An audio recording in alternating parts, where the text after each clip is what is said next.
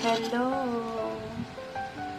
Saturday, so medyo ginama pa nito yung mga errands natin ngayon dito sa bahay. And nagluto ako ng talong with tomato. Isa lang kasi ang nilagay ko. Malaki kasi yung kamatis. Tapos, nagprito ako ng bangus. Nakabili ako ng daing na bangus sa SM.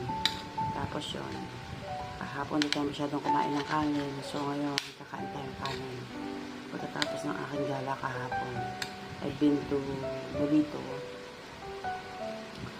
Ay nako, masarap lang magpunta.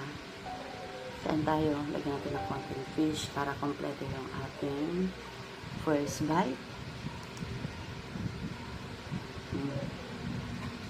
Kaya ganun, no? Nauso yung mga first bite. Nauso yung mga food trip. Tapos yung mag-food trip. Hindi ako nagda-diet. Kaya mataba. Hindi. Sa ngayon, iniiwasan ko ang masyadong maraming matamis. Kasi may ako sa cake, sa yaw-yaw, sa avocadoria. Yun yung mga type ko. Yung cake ng Sara, yung cream cheese nila, yung kanilang egg pie, ay, ang sarap. Grabe. Ewan ko. Tapos, nung isang Mother's Day, hindi ko nga inubos yun eh.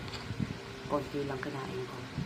Yung pistachios cake ng Contis, okay din, masarap. Kaya lang dahil nga gusto ko magbawas ng matamis para kahit hindi ako magbawas ng kung ano-anong kinakain ko, except matamis.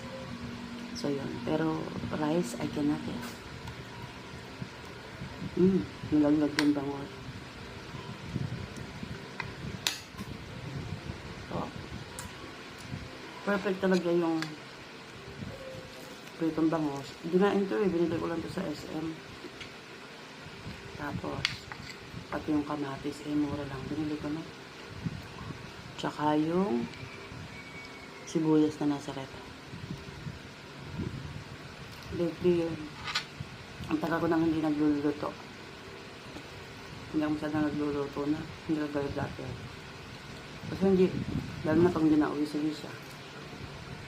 Lisha kasi, nasa Batangas ngayon. Sa side ng ex ko. Siyempre, kailangan. Kaminsan-minsan, nandun siya. So, yan.